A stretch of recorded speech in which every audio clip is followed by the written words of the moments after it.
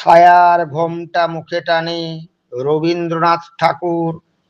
ছায়ার ঘোমটা মুখে টানে আছে আমাদের পাড়াখানে, দিঘি তার মাঝখানটিতে, তাল বন তারি চারিভিতে, বাঁকা এক সরু গলি বেয়ে জল নিতে আসে যত মেয়ে।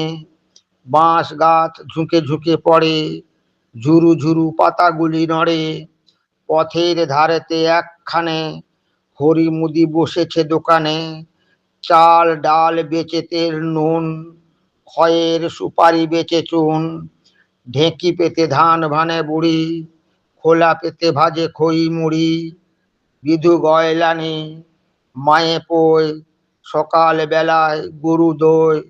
আঙিনায় কানাই বলাই, রাশি করে সরষা কলাই। বড় বউ মেঝে বউ মিলে ঘুঁটে দেয় ঘরের পাঁচিলে।